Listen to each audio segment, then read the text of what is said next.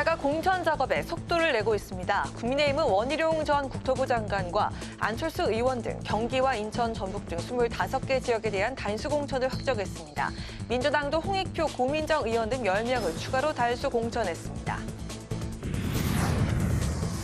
국회 법제사법위원회는 박성재 법무부 장관 후보자에 대한 인사청문회를 개최했습니다. 박 후보자의 증여세 탈루 의혹과 전관 예우 논란 등이 쟁점이 됐습니다. 김진표 국회의장이 크로아티아와 불가리아 공식 방문을 성공적으로 마치고 귀국길에 올랐습니다. 김 의장은 경제 협력 확대와 의회 외교 강화 등의 성과를 거뒀습니다. 대기자의 시선으로 분석해보는 정가 동향, 목요 정치클럽 기자, 대기자. 여야의 공천 심사 결과를 토대로 관전 포인트가 될 지역구를 살펴보고 개혁신당이 제3지대 치열한 경쟁을 거쳐 기호 3번을 받을 수 있을지 지켜보겠습니다.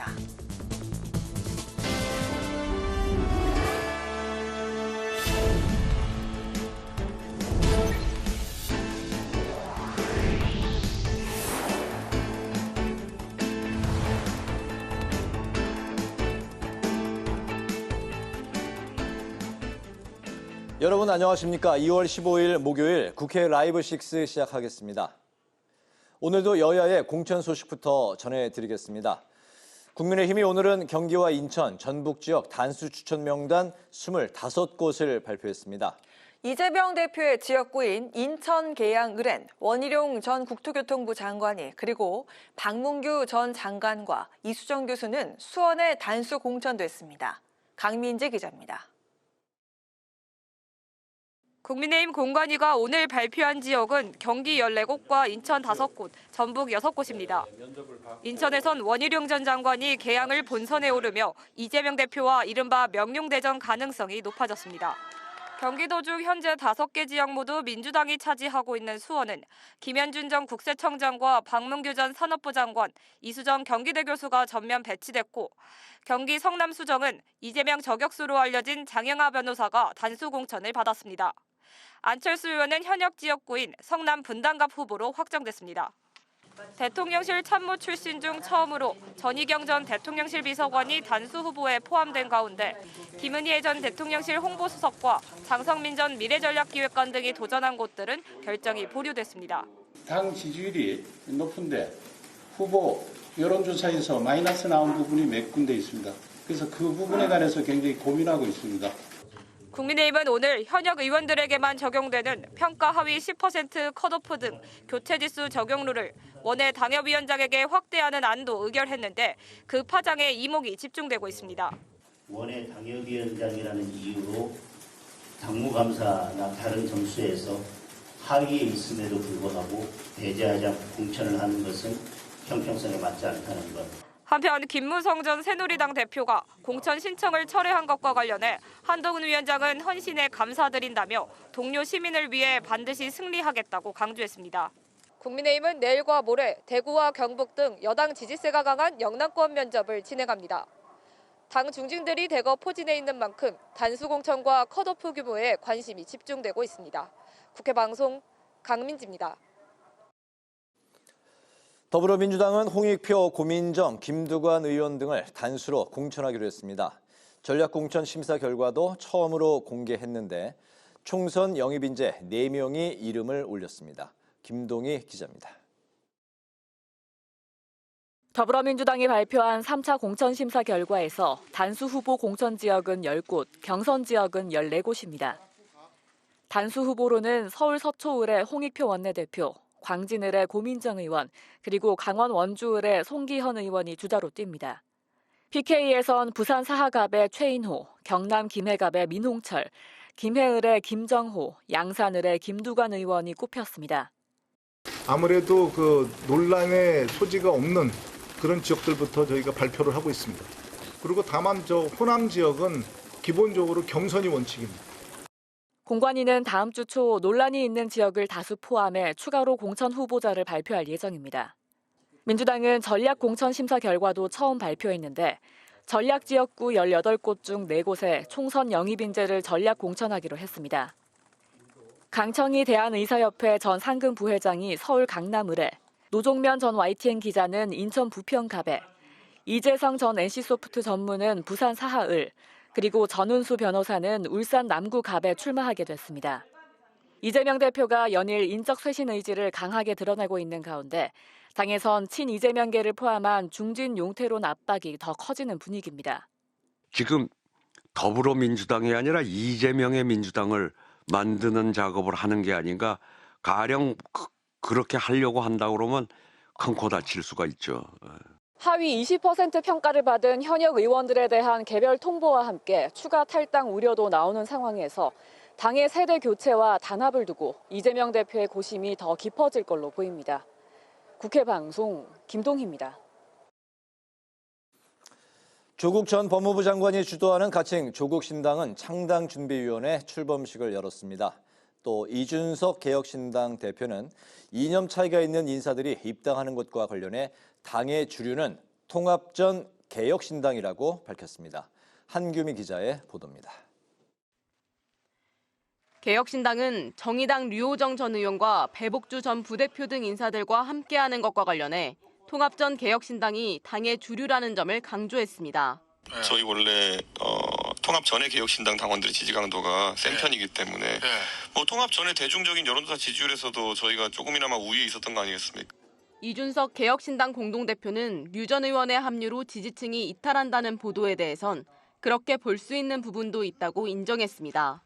이 공동대표는 류 전 의원이 개혁신당에서 주류적 위치로 자리 잡기는 어려울 것이라며 류 전 의원은 당직 인선 과정에도 추천이 올라오지 않았다고 말했습니다. 한편 조국 전 법무부 장관이 이끄는 가칭 조국신당이 창당준비위원회를 출범시키며 원내 3당이 되겠다는 목표를 밝혔습니다. 조 전 장관은 이번 총선의 시대 정신은 검찰 독재 정권 심판이라며 윤석열 정부에 대한 심판과 지지를 두고 1대1 구도를 만들어내야 한다고 강조했습니다. 민주당이 주도하는 통합형 비례정당 참여 여부에 대해서는 국민의 뜻에 따르겠다고 말했습니다. 한편 새진보연합은 2호 인재로 아이엔라이프 케어연합회 최혁진 정책위원장을 영입했습니다. 용해인 위원장은 최혁진 인재가 사회 각 부문의 협동조합 정책의 기틀을 단단히 지탱하고 있다고 영입 이유를 밝혔습니다. 국회 방송 한규미입니다. 국회 법사위가 박성재 법무부 장관 후보자 인사청문회를 개최했습니다. 여야는 박 후보자의 증여세 탈루 의혹과 전관예우 논란, 그리고 김건희 여사 수사 등을 놓고 치열한 공방을 벌였습니다. 청문회 소식을 오다인 기자가 전합니다. 국회 법제사법위원회의 박성재 법무부 장관 후보자 청문회에서 여야는 시작부터 박 후보자의 재산 형성 과정과 증여세 논란 등 도덕성 검증에 나섰습니다.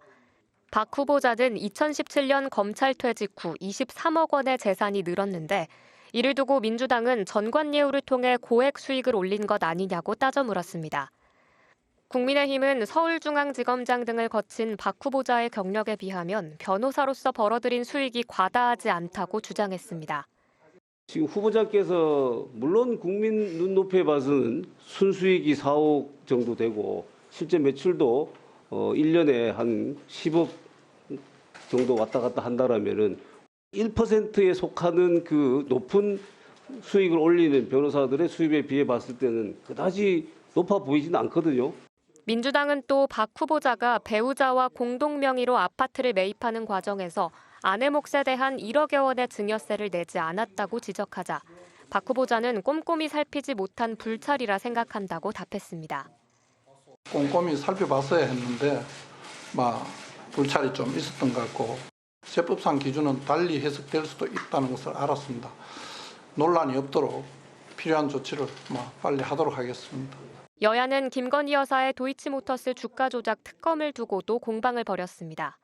민주당 의원들은 검찰이 김건희 여사를 서면으로 조사하는 등 충분한 조사가 이루어지지 못했다며 특검의 필요성을 강조했습니다. 김건희 여사가 주식 거래에 직접 관여했다는 정황이 나와 있고, 그러니까 주요 사건에 관련된 분들에 관한 재판이 다 진행돼서 유죄까지 나온 상황이 되면 이 정도 관여한 분에 대해서는 사람에 대해서는 당연히 직접 조사가 이루어져야 되지 않겠느냐.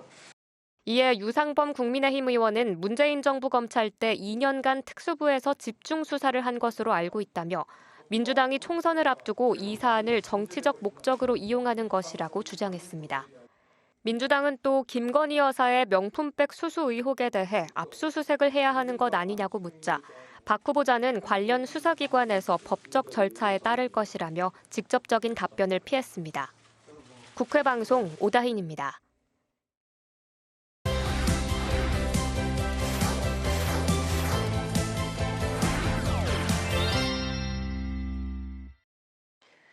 이슈픽에서 여야 정치권 이슈를 좀 더 자세하게 짚어보겠습니다. 오늘은 김지수 아나운서 나와 있습니다. 안녕하세요. 네, 안녕하세요. 네, 앞서 그 리포트에서 나온 대로 오늘 국민의힘이 개항을 해 원희룡 전 장관을 단수 공천하기로 결정을 했습니다. 이재명 대표와의 그 빅매치 가능성이 현실화가 됐는데 이번 총선 최대 격전지가 될까요? 어떻게 되겠습니까? 네, 이 국민의힘 공천관리위원회가 말씀하신 대로 오늘 원희룡 전 국토교통부 장관을 포함한 25명을 이번 총선의 단수 공천 대상자로 선정을 했는데요. 이 계양을 지역은 이재명 대표가 2022년에 보궐선거로 당선이 된 곳입니다. 이재명 대표 최근 기자간담회에서 계양을 출마 가능성을 묻는 질문에 지역구 의원이 지역구 그대로 나가지 어디 가나 통상적 기준과 절차에 따라 생각해달라고 답한 바가 있고요. 지난달 말에는 계양을 예비 후보 자격으로 당에서 실시하는 공천 면접도 받는데요. 이제 이런 상황에서 오늘 원희룡 전 장관이 계양을의 단수 공천이 되면서 이재명 대표와의 맞대결이 거의 확실시됐습니다. 그동안 이 국민의힘 내에서는 윤영선 전 당협위원장과 원희룡 전 장관과의 이 공천 갈등이 있었는데요. 오늘 국민의힘 정영환 공천관리위원장은 계양을은 원희룡 전 장관과 윤영선 전 당협위원장 두 분이 힘을 잘 합치면 이재명 대표를 이길 수도 있다며 단합을 주문하기도 했습니다. 네, 자 이런 가운데 계양을은 이재명 대표를 잡겠다면서 유동규 전 본부장까지 가세하면서 더 이목이 집중되는 것 같습니다. 그렇습니다. 이 유동규 전 본부장은 대장동 개발을 둘러싼 의혹의 핵심 인물 중 한 사람이고요. 한때 이재명 대표의 측근으로 꼽혔던 인물입니다. 유 전 본부장은 어제 이 전광훈 사랑제일교회 목사가 이끄는 자유통일당에 입당을 했는데요. 입당과 출마 기자회견을 통해서 이재명 대표가 여러분이 주신 표로 방탄조끼를 만들어 입는 꼴은 더 이상 못 보겠다며 인천 계양을 출마를 선언을 했습니다. 이에 따라 이재명 대표와 원 전 장관과의 명령 대전 성사가 거의 확실한 데다 이재명 대표의 최측근이었던 유 전 본부장까지 이재명 대표 저격수를 자처하며 뛰어든 만큼 이 계양을 이번 총선에서 가장 뜨거운 지역이 될 것으로 보입니다. 그렇군요. 자, 이어서 광진을 지역구도 보겠습니다. 자, 이 지역은 어제 국민의힘에서 오신환 전 의원이 단수 공천이 됐는데 오늘 민주당에서 이 지역에 고민정 의원이 단수 공천이 됐습니다. 자, 여기도 이목이 집중되겠네요. 맞습니다. 이 민주당도 오늘 단수 공천 지역을 발표를 했는데요. 광진을의 이 고민정 현 의원을 단수 공천하기로 하면서 오신환 전 의원과의 대결이 성사가 됐습니다. 오신환 전 의원은 앞서 오세훈 이 지금 현 서울시장을 대신하겠다며 광진을 후보로 출사표를 던졌는데요. 이 광진구 을의 경우는 보수 정당 입장에서는 험지로 평가가 되고 있고요. 네, 지난 21대 총선 결과를 보면 고민정 민주당 후보가 당시 오세훈 미래통합당 지금 국민의힘이죠. 후보에게 2.5%포인트 격차로 승리한 바가 있습니다. 이에 따라 오세훈 시장의 측근으로 평가되고 또 서울시 정무부시장도 지냈던 오신환 전 의원과 그리고 고민정 의원의 대결은 사실상 지난 21대 총선의 리턴 매치 아니냐. 아, 그러네요. 네, 이런 분석들이 나오고 있습니다. 네, 자 국민의힘이 위성 정당을 창당하기 위한 절차를 진행 중입니다. 자, 민주당도 비례연합정당을 만들기 위한 논의를 시작을 했는데 오늘 그 정책연대 회의가 있었다고 합니다. 그렇습니다. 민주당이 주도하는 범야권 비례연합 위성정당에 합류하기로 한 정당들이 정책연대를 하기 위한 회의를 오늘 열었는데요. 각 정당들의 정책 등 핵심 가치를 아우르는 작업들을 진행한 뒤에 창당 절차에 돌입할 것으로 보입니다. 박주민 민주당 원내 수석 부대표 오늘 정책연대회의에서 각 당의 핵심적 가치와 정책을 다 녹여내자며 이를 위해 각 당이 생각하는 가치를 정리하는 작업을 거치기로 했다고 밝혔고요. 민병덕 의원은 창당 시점에 대해서 2월 말이나 3월 초에 한다면 의견 수렴 작업을 그 전에 마무리해야 한다고 밝혔는데요. 이에 따라 민주당이 주도하는 비례연합정당 빠르면 이번 달 안에 만들어질 것으로 보이고요. 국민의힘도 위성정당인 국민의 미래 창당대회를 당초 오늘 개최할 예정이었는데요. 일정을 23일 다음 주 금요일로 연기를 했습니다. 장도혁 사무총장 창당을 위한 행정 절차는 준비가 대략 끝났지만 이 지도부 구성과 현역 의원 배치 등의 실무적 문제가 남아 있다고 밝힌 바가 있습니다. 개혁신당은 현재 그 현역 의원 5명 보유하고 있죠. 그렇습니다. 이 말씀하신 대로 기호 3번을 어느 당이 가져가느냐 이것도 지금 관심이 집중되고 있는데요. 개혁신당이 기호 3번을 획득하려면 거대 양당이 위성정당의 몇 명의 현역 의원을 배치하느냐 바로 이것이 관건인데요. 현재 상황을 보면 의석 수에 따라서 기호 1번이 민주당, 2번이 국민의힘, 그리고 3번이 6석의 녹색정의당입니다.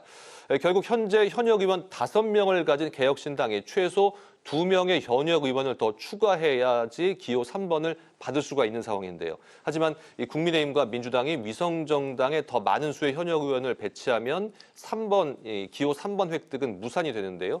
다음 달 22일이 이제 후보자 등록이 마감이 되는데 그때 기준으로 현역 의원이 많은 순서대로 번호가 정해지기 때문에 그때까지 개혁신당에 몇 명의 현역 의원이 더 합류할지 그리고 거대 양당의 위성정당에는 몇 명의 의원이 배치가 될지 이 부분을 지켜봐야겠습니다. 네, 오늘 이슈픽 여기까지 듣겠습니다. 김지수 아나운서와 함께했습니다. 고맙습니다. 네, 고맙습니다.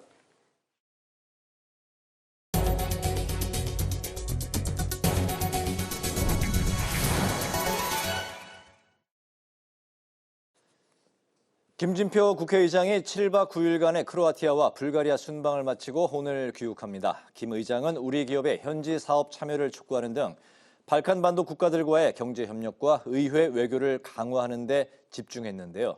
순방 성과를 장정현 기자가 전합니다. 대한민국 국회의장 자격으로 9년 만에 크로아티아를 공식 방문한 김진표 국회의장.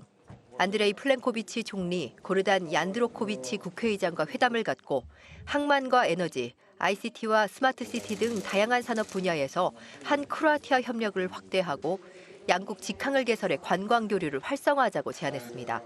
특히 방산 분야에서 세계적 경쟁력을 갖춘 한국 기업이 크로아티아 초계암 조달 사업에 참여할 예정인 만큼 크로아티아 측에 많은 관심과 지원을 당부했습니다. 포괄적 양자관계에 걸맞는 교육과 투자의 증진이 이루어졌으면 좋겠는데 크로아티아와의 투자를 한국 기업들이 추진하고 있어서 아주 기쁘게 생각합니다. 크로아티아 지도자들은 한국이 방산 강국임을 높이 평가하고 양국 간 지난해 체결된 MOU를 계기로 크로아티아 리에카항을 한국이 유럽에 진입할 수 있는 관문으로 함께 만들어가자고 화답했습니다. 두 번째 방문국 불가리아에서는 경제 협력에 방점을 찍었습니다. 김 의장은 로센 젤라지코프 국회의장과 루멘 라데프 대통령을 잇따라 만나 불가리아 코줄로두이 원전 건설에 우리 기업이 파트너로 참여할 수 있도록 관심과 지원을 당부했습니다. 또 양국 간 무역, 투자, 공급망 등에 대한 포괄적 협력을 담은 무역 투자 촉진 프레임워크 TIPF의 조속한 체결도 촉구했습니다. 이번 제 방문이 양국의 의회 협력은 물론이고 의장님 말씀처럼 양국 관계를 업그레이드 하는데 격상시키는데 좋은 계기가 마련되기를 바랍니다. 불가리아 최고위급 지도자들은 양국 간 전략적 관계가 더욱 깊어지길 희망하며 한국 기업들이 불가리아에 적극 투자하길 바란다고 강조했습니다. 특히 방산 분야에서 한국과 적극적인 협력이 이루어지기를 기대한 데 이어서 ICT와 전기차 배터리 등 한국의 첨단 산업 기업들이 불가리아에 많이 진출하기를 바란다고 화답했습니다. 국회방송 장정현입니다. 국민의힘과 민주당이 각각 법인카드 사적 유용 의혹과 명품 가방 수수 의혹에 대한 당사자의 입장 표명을 요구하며 날선 공방을 이어갔습니다. 한동훈 국민의힘 비대위원장은 이재명 대표가 경기도지사 시절 과일 구매 등으로 1,000만 원을 사용했다는 의혹에 대해서 직접 답해달라고 촉구했습니다. 홍익표 민주당 대표는 한 위원장의 요청을 들었다며 김건희 여사가 명품백 수수 의혹에 대한 입장을 한 위원장이 아닌 본인이 직접 답해야 한다고 맞받았습니다. 국민의힘이 소상공인을 위한다면 민주당이 중대재해처벌법 적용을 유예를 해야 한다면서 대화 재개를 촉구했습니다. 윤재욱 원내대표는 어제 민주당이 소상공인들의 금리 부담과 임대료와 에너지 비용 등을 낮추는 총선 공약을 발표했는데 정작 원하는 것은 중대재해처벌법 유예라고 주장했습니다.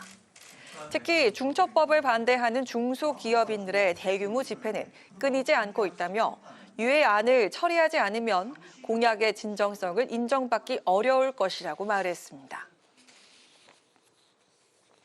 더불어민주당이 윤 대통령의 전국 민생토론회 등 최근 행보에 대해 불법 선거 운동이라고 지적하며 이에 대한 선관위의 판단이 필요하다고 주장했습니다.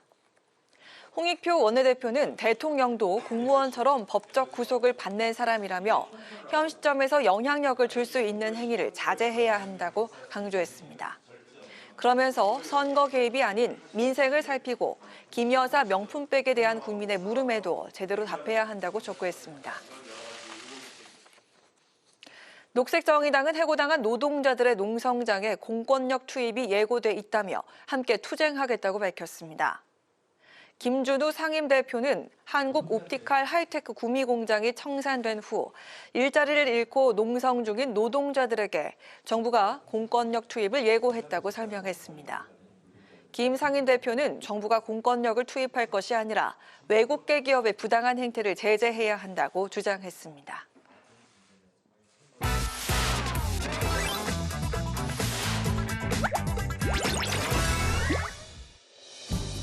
2월 15일 강아랑이 전해주는 정치권의 뜨거운 말말말, 강아랑의 정치랑입니다. 첫 번째 주제는 사전투표 용지 직접 날인입니다. 자, 이번 총선에서 사전투표 용지 부실 관리 논란이 또 하나의 이슈로 떠올랐습니다. 한동훈 국민의힘 비대위원장이 본 투표 용지처럼 투표 관리관이 직접 도장을 찍지 않는 사전투표 용지에 대해서 재차 문제를 제기했기 때문인데요.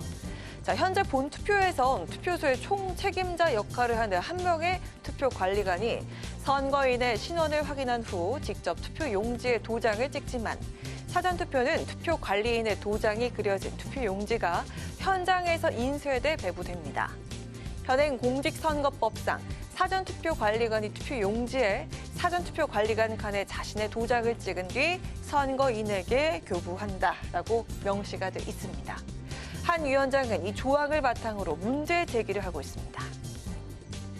사전투표에서 사전투표 관리관이 법에 정해진 대로 진짜 날인을 해야 한다는 점입니다. 당연한 말씀인데 지금까지 지켜지지 않고 있어요. 인력은 우리 정부와 지자체에서 충분히 제공할 용의가 있다고 이미 설명한 것으로 알고 있고요. 선관위가 고집 부릴 일이 전혀 아니라고 생각합니다.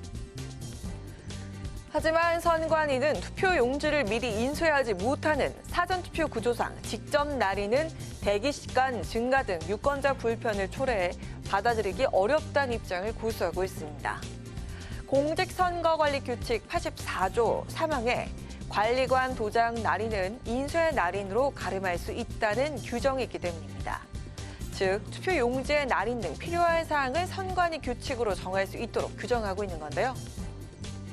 투표관리관에 직접 날인의 경우에 유권자 대기 시간의 증가 또는 도장 날인 누락 가능성에 대한 우려를 선관위에서 표명했습니다만 현재 사전투표 제도가 국민적인 의혹이 제기된 상황에서 분명히 투표관리관의 날인이라는 직접적 개입 행위가 있어야만 신뢰성이 제고될 수 있다는 차원에서 의원들이 이 부분에 대한 요구가 강했습니다. 이에 민주당은 선관위의 선거 관리에 대한 불신을 조장하는 점이 한심하다면서 미리 선거 불복을 위한 포석을 까는 것이냐고 꼬집었고, 개혁신당 이준석 공동대표는 여당 부정선거 음모론을 비판하고 나서면서 불안감을 조장해서 선거를 치르려 한다고 일침을 날렸습니다. 선거는 결과뿐 아니라 절차도 본질입니다. 선거 관리를 엄정하게 해야 한다는 주장은 절대로 폄하될 수 없는 주장이라는 점을 말씀드립니다. 선거 관리를 엄정하게 하자라는 주장이 마치 그래? 너 부정선거 뭐 음모론자야? 이런 식으로 억지 공격을 할 만한 수준의 얘기가 아니라는 점입니다. 4월 10일 총선의 이번 사전투표는 본투표 직전 주말인 4월 5에서 6일까지 진행이 됩니다. 법대로 하자는 국민의힘과 법적 문제가 없다는 선관위의 첨예한 입장차가 반복되고 있습니다. 두 번째 주제입니다. 순방 취소 이유입니다. 오늘 18일부터 일주일간 예정돼 있던 대통령의 독일과 덴마크 순방 출국이 돌연 연기됐습니다. 정부가 정상의 해외 방문 일정을 임박한 시점에 연기한 건 이례적입니다. 각종 민생 현안과 정부적 요소들을 다각도로 검토한 결단이라는 대통령실의 설명을 비롯해서 총선을 앞두고 민생에 집중하겠다는 의지로 해석이 되고 있지만 여러 가지 추측이 제기되고 있습니다. 외교적인 대단한 결례입니다. 다른 사정이 있는 건 아니냐라는 생각이 들고요. 설령 지금 외부에서 이야기하듯이 김건희 여사의 그런 리스크를 감추기 위해서 연기했다라고 하면 정말 대한민국 외교가 우스워지는 거죠. 선거를 앞두고 이제 어떻게 보면은 선거를 공정하게 관리를 해야 되잖아요. 어떻게 문제가 생길지도 모르고 그러니까. 그런 데에 대한 민심 같은 것도 좀 다독여야 되니까 그렇고 일단 당분간은 좀 국내에서 민생이라든지 각 지역의 현안들이라든지 이런 것들을 좀 챙겨가지고 국내를 좀 추스르는 시간이 필요하지 않을까. 일각에선 김건희 여사의 명품백 논란에 매듭짓지 못한 상황에서 순방을 강행했을 때 불거진 여론 악화를 우려했다는 해석도 나오고 있습니다. 기승전 윤석열, 기승전 뭐라고 어떤 일이 생기면은 그렇게 꽉 뭐 억지로 이렇게 갖다 붙여서 해석하려고 하는 분들도 있습니다만은 지금 북한의 여러 가지 행태가 심상치가 않고 그래서 아마 그런 부분은 그 외교 관계와 또 국내적인 상황을 종합적으로 고려한 것 아닌가. 정상의 순방 연기는 우리나라의 경우 박근혜 전 대통령이 2015년 메르스 사태가 터지면서 미국 순방 일정을 연기했고 이명박 전 대통령은 2010년 천안함 폭침 사태로 멕시코 순방을 연기한 바 있습니다. 이번 윤 대통령의 순방 연기는 총선을 앞둔 상황에서 국내 민생 행보 일정을 더 늘리겠다는 분위기가 짐작되는 부분입니다. 지난 1월 첫째 주부터 지금까지 줄곧 국민과 함께하는 민생 토론에 집중하고 있는 윤 대통령의 민생 행보가 더 두드러질 것으로 보입니다. 지금까지 강하락의 정치랑이었습니다.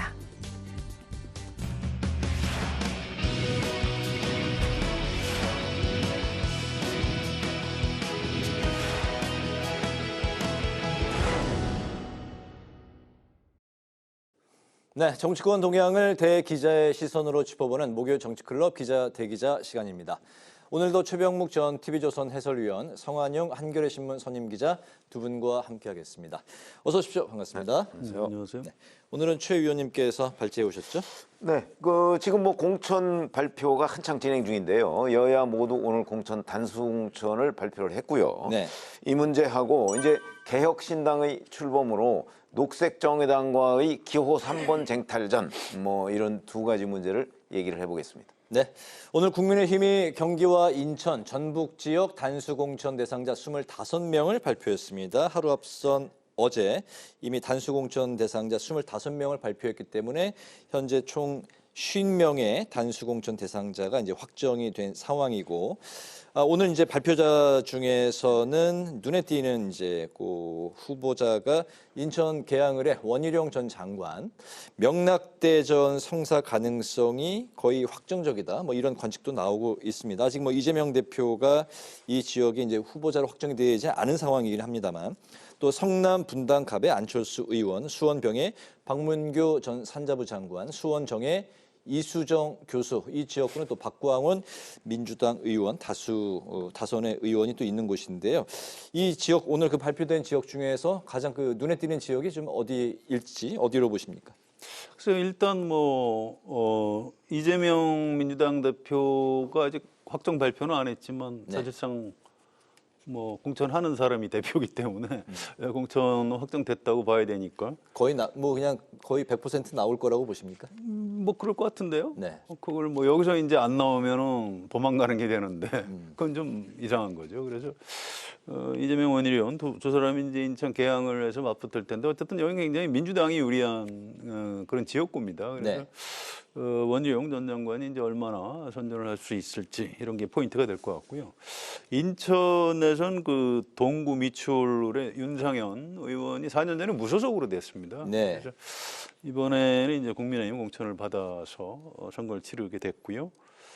또 경기도 분당갑의 안철수 의원은 민주당 쪽에서 이광재 전 국회 사무총장이 내가 안철수하고 한번 겨뤄보겠다 이렇게 도전 의사를 밝히고 그렇습니까? 있습니다. 그래서 네. 이제 그게 성사가 되면 거기도 좀 굉장히 좀 관심이 가는 지역구가 될 것 같고요.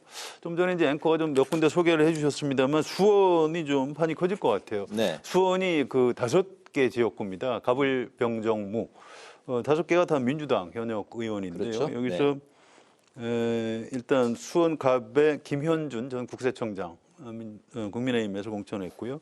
지금 민주당에서는 김승원 현역 의원이죠. 네, 판사 출신. 네. 그렇습니다. 물론 이제 민주당은 수원 쪽에 아직 확정 발표는 안 했을 겁니다. 그런데 아마 현역 의원들은 그대로 공천을 주지 않을까 싶고요. 네.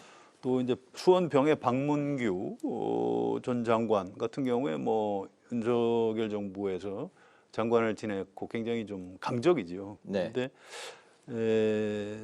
김영진 의원 지금 이재명 대표의 아주 그 측근이고 굉장히 부지런한 국회의원입니다. 그래서 여기서도 굉장히 어디가 이길지 좀 관심을 가질 수밖에 없고요. 또 네. 이수정 교수하고 박광원 의원, 박광원 의원은 원내대표까지 지낸 그런 그 관록에 있는 정치인입니다. 그래서 네. 일단 5개 중에 한 3개 정도가 대진표가 대략 짜졌다고 보이고요. 그래서 수원에서 과연 국민의힘이 몇 군데나 이길 수 있을지, 수원에서 국민의힘이 몇 군데 더 가져갈 수 있다면 수도권에서 굉장히 많이 의석을 네. 차지하게 되는 결과로 이어질 가능성이 있습니다. 인접 지역에 또 이제 파급 효과가 크다는 그 그렇습니다. 상징성 때문에 예, 수원이 이제 네. 경기도의 중심이기 때문에 굉장히 격전지로 꼽히고 있는 수원인데 관심 포인트가 되겠습니다. 네, 최 의원님은 어떻게 보셨습니까? 뭐 잘 아시다시피 결국은 이제 원희룡 전 장관과 이재명 대표 간의 명룡대전이라고 언론에서 표현하는 그곳이 아마 제일 그 관심 지역이 될 거예요. 네. 저는 뭐 격전지라고 표현하기에는 아직은 좀 이르다고 봅니다. 왜 그러냐면 지금 말씀하셨듯이 네. 거기는 이재명 대표의 민주당이 훨씬 유리한 지역이에요. 거기가 격전지가 되려면 제가 그 최근에 한 5번 정도의 그 인천 계양을 그 선거 결과를 분석을 해보면 네. 사실은 그냥 양자 대결로 돼서는요 민주당을 이길 수가 없습니다. 예, 국민의힘이. 그래서 이 지역에서 이제 이재명 대표, 이재명 후보와 만약 비슷하게 격전을 치를 정도가 되려면 네. 그러면 제3의 후보, 그러니까 민주당과 좀 그 지지층이 겹치는 제3의 후보가 나올 경우, 그럴 경우는 격전지가 될 가능성이 저는 있다고 봅니다. 좀 아까 뉴스에도 나왔습니다만 그 유동규 전 본부장. 아니 그러니까 유동규 전 본부장이 이제 출마를 하겠다고 그랬잖아요. 네. 근데 유동규 전 본부장은 민주당 지지층과 겹치는 게 아니고요. 네. 국민의힘 지지층과 겹치죠. 타겟은 뭐 그렇게 이재명 되면 대표 아니겠습니까? 아니 유동규 전 본부장이 이재명 대표를 공격한다고 해서 뭐 이 개항을 사람들이 이재명 대표를 안 찍겠습니까? 저는 그렇게 안 보고요. 이미 저는 이재명 대표의 경우 그 각종 악재가 다 노출이 돼 있잖아요. 네. 그러니까 여기서 유동규 전 본부장이 뭐 더 이상 무슨 공격을 한다고 그래서 그 이재명 대표의 지지율이 내려갈 걸로 보지 않고 네. 오히려 이 명룡대전에서 네. 저는 원희룡 전 국토교통부 장관한테 불리한 국면이 될 거라고 봅니다. 유동규 전 본부장의 출마는. 오히려 그랬습니까? 그러면 그래서 격전지가 되려면 여기가 이제 민주당에서 민주당 계열의 후보 누군가가 만약에 제3의 후보로 나왔을 때 네. 그러면 이재명 대표가 당선을 장담할 수 없는 상황이 될 것이다. 그건 이제 저의 개인적인 분석 결과인데 네. 지난 5번의 선거를 분석해 보면 저는 그렇게 결론을 내리고 있습니다. 그런데 이제 아직 지금 개혁신당에서 거기에 후보를 낸다는 얘기는 없어요. 네. 뭐 이준석 대표가 이제 이낙연 공동대표 보고 이낙연 전 대표님이 나가시죠 이렇게 지금 얘기를 했지만 계양을로 했지만 네. 아마 이낙연 전 대표는 지금 광주에 광주를- 우선적으로 이제 고려를 하고 있는 것으로 봐서 네. 그러면 뭐 이낙연 전 대표가 거기 나갈 가능성은 없고 다만 이제 개혁신당에서 어느 성향의 후보를 내느냐에 따라서 이게 격전지가 될 수도 있고 뭐 그렇지 않으면 그냥 관심 지역 정도로 끝나지 않을까 이렇게 생각이 듭니다. 국민의힘 공천이 이제 얼마나 잘할지 앞으로 네. 조금 더 두고 보기는 해야 할 겁니다. 그런데 참고로 김무성 전 대표가 철회를 했어요. 그런데 그 철회하는 이유가 내가 네. 그동안 참 걱정이 많이 돼서 공천 철회 말씀하시는 그렇습니다. 거죠? 네. 근데 도전을 했는데 그동안 잘 지켜보니까 공천 관리를 굉장히 잘 하더라. 경쟁력 있는 후보들 경선을 붙이고 네. 이렇게 잘 하기 때문에 내 역할은 여기까지인 것 같다. 일단 이 당이 굉장히 고참 당원이자 원로에 가까운 전직 대표가 지금 국민의힘 공천 잘 하고 있다 이렇게 네. 평가를 했습니다. 그래서 일단 국민의힘으로서는 그런 이제 공천 김무성 전 대표 공천을 줘야 되나 말아야 되나 굉장히 고민도 있었을 텐데 네. 그런 부담도 좀 덜 수가 있었고요. 일단 뭐 전직 대표한테 칭찬을 받았으니까 오늘 국민의힘은 굉장히 기분이 좋은 날이었을 것 같습니다. 알겠습니다. 윤석열 대통령이 오는 그 18일부터 일주일 동안 예정이 돼 있었던 독일 덴마크 순방 일정을 이제 돌연 연기한 상황인데 이런 가운데 이제 부산을 찾아서 민생 토론회를 열고 부산에 여러 가지 이제 지원책을 약속한 것에 대해서 야당이 관권 선거다 이렇게 개입이다 비판을 했습니다. 홍익표 민주당 원내대표는 불법적인 선거 운동이다. 선관위의 판단이 필요한 지점이다 이렇게 주장을 했는데 과연 윤 대통령의 부산 행보 선거법 위반까지 볼 수 있는 것인지 최 의원님은 어떻게 보십니까? 야당으로서는 당연히 선거 개입 내지는 불법이다 이렇게 이 얘기를 할 수 있을 거라고 저는 봅니다.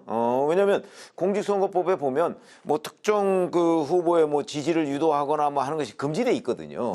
그런데 물론 윤석열 대통령이 민생토론에 가서 자 뭐 국민의힘 후보를 많이 지지해주세요 이렇게 얘기하는 거 아니거든요. 이게 그렇기 때문에 더군다나 이게 올 초부터 지금 계속 이어져 오고 있는 민생토론입니다.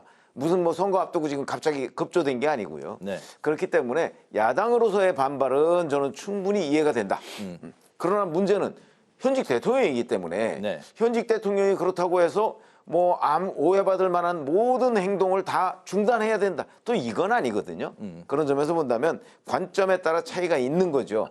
저는 개인적으로 이런 정도의 대통령의 활동은 거기에 가서 뭐 특별히 문제될 만한 발언을 지금까지는 안 하고 있지 않습니까? 이 정도면 저는 집권당의 프리미엄으로 이해하고 있습니다. 민생 토론에 뭐 중지해야 되나요? 어떻게 보십니까? 뭐 중지할 수 없죠. 어차피 우리나라 국회의원 선거가 되게 4월에 치러집니다. 그래서 이제 대통령이 연초에 뭐 여러 가지 정책 행보 또 뭐 각부의 업무 보고를 받기도 하고요. 또 지방을 이렇게 돌아다니는 경우가 역대 대통령들도 많이 있었습니다. 그래서 뭐 선거라고 해서 국정을 뭐 하지 마라 이렇게 요구할 수는 없는 거고요. 근데 이제 그 정도의 문제이고요. 또 하나는 이제 그 어떤 그 실현 가능성이라고 할까요? 누가 봐도 총선용 뭐 헛공약. 그러니까 이게 실현 가능성도 없는데 가서 표를 얻기 위해서 막 무슨 공약을 쏟아낸다 그러면은 이게 좀 곤란하다 이런 이 비판을 야당 물론 이제 당연히 할 수 있는 거고요. 또 뭐 대통령이 그렇게 너무 심하게 선거운동처럼 이렇게 민생 토론회를 하면 그 지역 유권자들도 별로 좋지 않게 볼 겁니다. 그래서 뭐 그렇게 큰 문제가 될 것 같지는 않고요. 지금 여당이 야당일 때 그렇게 공격을 했고요. 지금 야당이 또 여당이었을 때 그렇게 뭐 정책 행보를 했습니다. 그래서 뭐 정치판에서 항상 있는 일이고요. 아직은 뭐 이렇게 어떤 그 금지선을 넘어간 상태는 아닌 것 같습니다. 알겠습니다. 민주당도 오늘 그 10곳에 단수 공천을 했습니다. 14곳은 경선을 치르기로 했고 이 중에서 이제 홍익표 원내대표가 서울 서초을, 고민정 최고위원은 서울 광진을에 이제 단수 공천을 받았습니다. PK에서 이제 비교적 야당 지지세가 이제 높은 낙동강 벨트 지역구에는 현역 의원들이 이제 배치가 됐는데요. 민홍철, 김두관, 김정호, 최인호 의원이 이제 배치가 됐습니다. 이번 그 민주당의 단수 공천 포함해서 오늘 발표 좀 어떤 부분들을 눈여겨봐야 될까요? 그래서 일단 뭐 홍익표 원내대표는 어차피 서초울이 굉장히 민주당한테는 어려운 지역입니다. 그래서 뭐 단수 확정 발표한 게 맞고요. 이제 광진을의 고민정 최고위원은 글쎄요, 이게 이제 오히려 좀 비명이기 때문에 먼저 해준 게 아닌가 이런 생각이 듭니다. 그 지역에서 공천 신청한 분이 있는데 난 승복할 수 없다 해서 뭐 단식에 들어갔더라고요. 약간 이제 후유증은 있는데 뭐 큰 문제가 될 것 같지는 않습니다. 격차가 나니까 단수 공천을 아마 했을 겁니다. 또 이 경남 양산을 네. 김두관 의원 단수 공천했는데 여기 이제 국민의힘에서 김태호 의원이 거창 쪽에서 한 3선한 의원이죠. 거물 정치인입니다. 이제 이분이 경남 양산을로 와서 이제 빅 매치가 그쪽에서 이루어지게 됐고요. 네. 또 김해을 김정호 의원 여기도 조혜진 의원이 밀양에서 3선을 했는데 네. 당의 명령에 따라서 이제 이쪽으로 옮겨왔죠. 그래서 김정호, 조혜진 이렇게 겨루면 누가 이길까 굉장히 당장 관심 지역으로 떠올랐습니다. 그래서 이런 것들이 이번 총선에 굉장히 중요한 관전 포인트가 될 것 같습니다. 네, 최 의원님은 어떤 부분들? 저는 뭐 사실 고민정 최고위원 지역을 유난히 들여다보고 있는데요. 네. 그건 왜 그러냐면 자 이재명 대표가 지금 임종석 전 대통령 비서실장에 대해서는 지금 뭐 그 여러 언론 보도를 보면 공천을 안 주겠다는 식으로 지금 언론 보도들이 나오고 있지 않습니까? 그거는 이제 아마 친문의 상징성 뭐 이런 것 때문인 걸로 보이는데 아시다시피 고민정 최고위원은 또 친문, 그러니까 문재인 전 대통령 청와대에서 대변인까지 지냈단 말이죠. 네. 그러다 보니까 그러면 문재인 청와대 중에서 고민정 의원은 되고 그러면 임종석 전 실장은 안 되냐? 그 이유는 무엇이냐? 뭐 이런 부분이 이제 저는 오히려 관전 포인트가 된다고 봅니다. 그 부분에 최 의원님 개인 생각? 제 생각은 결국은 이제 이재명 대표가 본인의 잠재적 경쟁자가 될 가능성이 있는 인물에 대해서는 배제하고 네. 그렇지 않은 인물에 대해서는 그 공천을 준다. 이런 거라고 저는 봐요. 차기 대선을 염두에 둔 포석이다. 대선뿐만 아니고 대표 경선까지 염두에 둔다고 보죠. 올 8월이니까. 네. 그런 걸 보면 이제 그 고민정 최고위원을 먼저 이제 친문이지만 먼저 이렇게 딱 줌으로써 앞으로 임종석 전 대통령 비서실장을 공천 배제하는 데 대한 일종의 비판적 여론을 좀 잠재우기 위한 것 아닌가. 네. 물론 아직은 좀 섣부르죠. 임종석 전 실장에 대해서 공천 배제를 확정하지는 않았으니까. 저는 아마 그런 포석이 있는 것 아닌가 하는 관점에서 네. 고민정 최고위원의 오늘 단수 공천을 아주 눈여겨봤습니다. 네. 민주당 공천 발표 중에 오늘 경선 지역을 발표한 데가 있습니다. 그런데 이게 참 상당히 좀 뒷맛이 있어요. 무슨 얘기냐면 과거에 공천관리위원회에서 현역 의원을 좀 이렇게 봐주려면 네. 대개 한 3명 정도를 붙입니다. 현역 의원에다가 도전자 둘. 이렇게 하면 그 도전자들 표가 갈리기 때문에 이 현역을 이기기가 어렵습니다. 아무리 네. 뭐 친인 가산점을 받아도. 그런데 민주당에서 지금 경선 발표하는데 보면 현역하고 도전자하고 1대1로 붙인 데가 굉장히 많아요.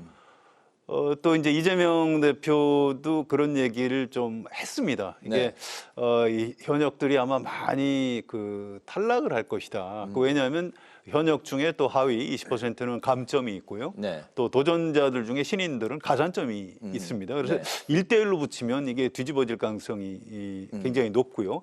특히 호남에서는 현역 의원들에 대한 불만이 좀 많은 지역구들이 대부분입니다. 그래서 이게 이제 민주당에서 경선이 시작이 되면 이런 식으로 현역 의원하고 도전자하고 1대1로 붙인 데는 뭐 무슨 일이 벌어질지 좀 앞으로 좀 상당히 좀 드라마틱한 장면이 좀 벌어질 가능성이 있는 것 같습니다. 알겠습니다.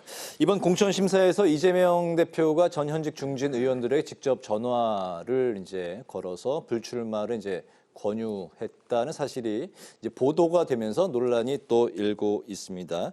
당 대표실에서는 일부 이제 부인하기도 했습니다만 어쨌든 불출마 이제 권고를 받은 것으로 알려진 문학진 전 의원은 이재명 대표 비선 농간에 당이 흔들리고 있다 이렇게 주장을 했고 한동훈 비대위원장은 이재명 측근 내리꽂기 공천은 대장동식 공천이고 이런 식으로 대장동도 개발했을 거다 이렇게 주장을 했습니다. 아까 이제 최 의원님이 말씀하셨지만 민주당 안에서 임종석 전 실장은 안 되고 또 추미애 전 의원은 또 되는 쪽으로 이런 그 차이는 또 무엇인지 여러 가지 좀 이야기들이 나오고 있는 상황에서 또 비선 공천 개입 논란도 불거져 나오고 있습니다.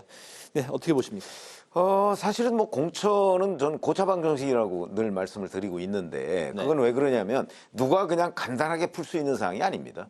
그렇기 때문에 아마 이 공천과 관련해서는요, 이 떨어진 쪽에서는 늘 뭐 제기하는 문제가 있어요. 그게 바로 비선 뭐 이런 겁니다. 네. 근데 저희들이 이제 총선이 끝나고 나서 저 지난번 총선의 공천이 어떻게 됐는가 이런 거를 좀 그 취재를 해보면 사실은 비선 없었던 적은 없습니다. 늘 비선이 있었습니다.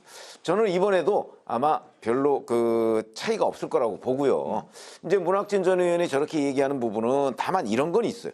비선이 있되 그 비선이 노출이 되면 총선 전에 노출이 되면 그게 갈등 요인이 되거든요. 그러니까 노출이 안 되도록 공천 관리를 잘 해야 되는 것이고, 그다음에 이제 또 하나는 이제 뭔가 이게 대외적으로 공표를 할 때 기준이나 명분이 명확해야 돼요. 근데 지금 문학진 전 의원의 경우는 이재명 대표가 여론조사를 얘기했다는 거 아니겠어요?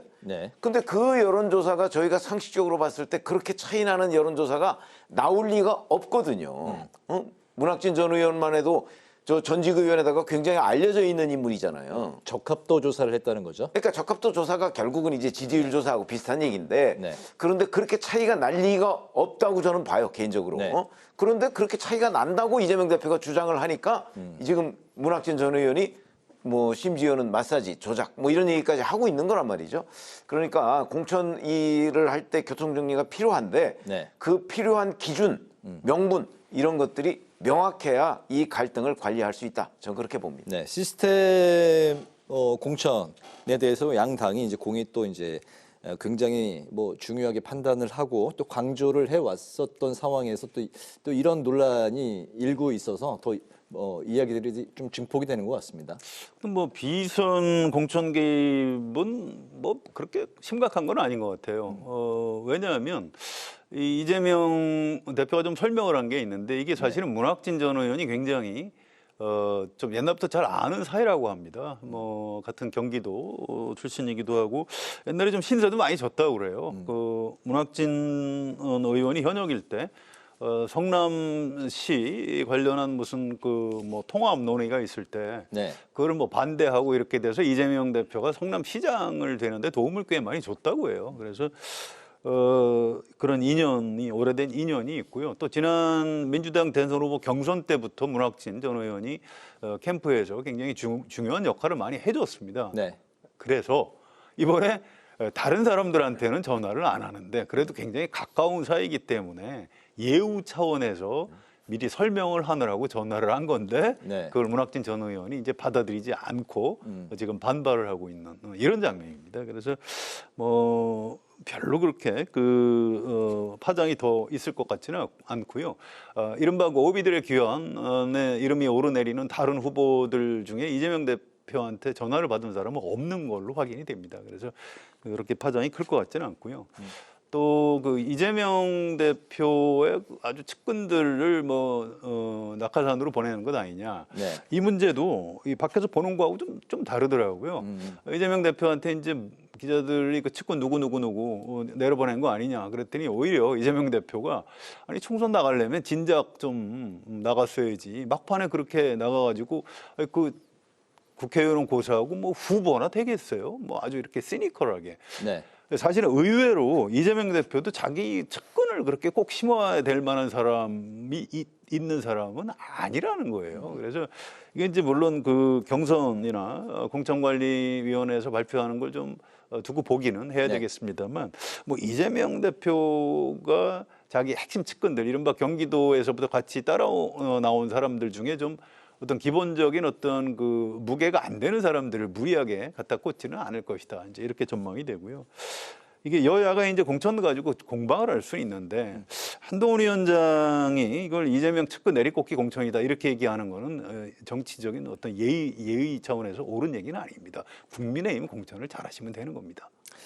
근데 제가 보기에는 사실 전 동의할 수가 없는 것이 그 뭐 인재근 의원 불출마 얘기를 해가면서 거론한 변호사 그렇죠? 그다음에 지금 문학진 전 의원 얘기를 해가면서 또 거기에 여론조사에 같이 넣었다는 그 사람. 그다음에 오늘도 뭐 단수 공천 뭐 했습니다마는 다 본인이 영입하거나 본인과 관련 있는 사람들이에요.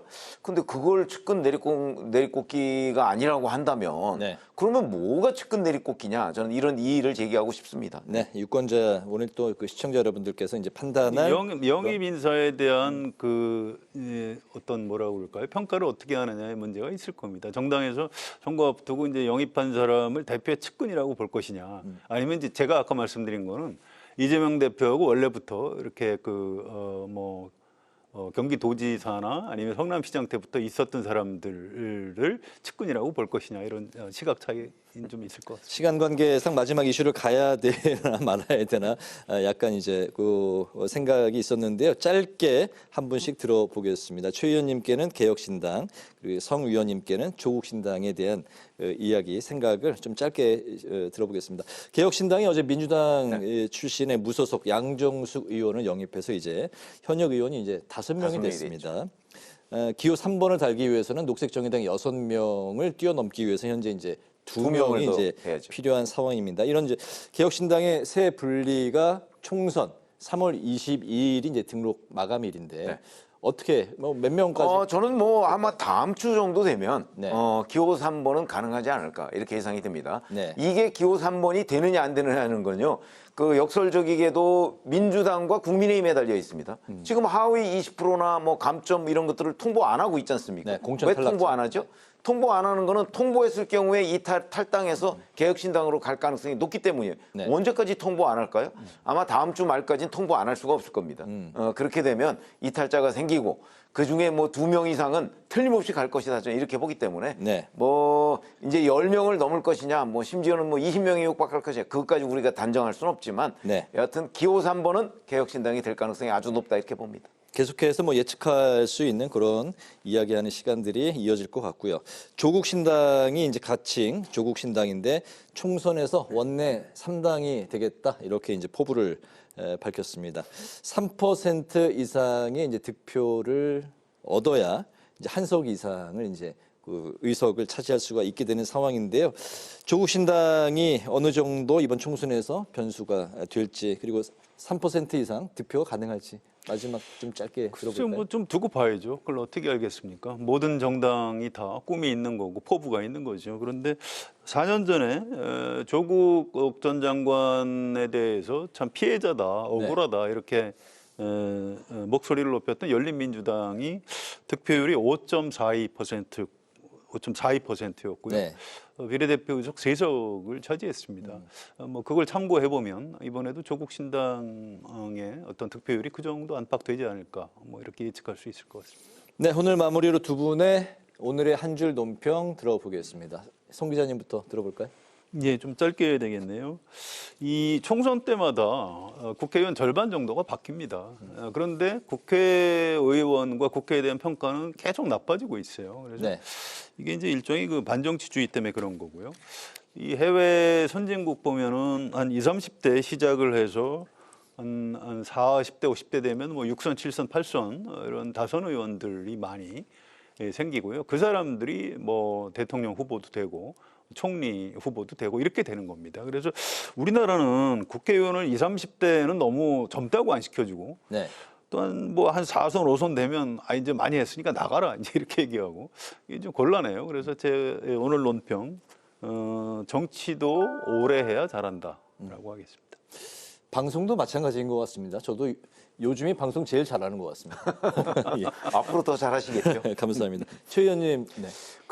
이제 공천 시즌이 되면서 관권 선거 얘기도 나오고 야당으로부터 그다음에 비선 논란도 나오고 이런저런 얘기들이 많이 나오지 않습니까? 공천 갈등 얘기도 나오고. 근데 이거는 매번 총선 때마다 나오는 얘기입니다. 그래서 오늘 한 줄 논평은 4년 전과 한치 오차 없는 총선전으로 하겠습니다. 네. 목요 정치클럽 기자 대기자, 지금까지 최병묵 전 TV조선 해설위원, 성한용 한겨레신문 선임기자 두 분과 함께 여야의 공천심사 결과에 대한 평가, 그리고 개혁신당이 기호 3번을 받을 수 있을지 중심으로 오늘의 전국 현안을 두루 살펴봤습니다. 오늘 말씀 잘 들었습니다. 감사합니다. 오늘 국회 라이브 6도 여기서 마치겠습니다. 시청해주신 여러분 고맙습니다.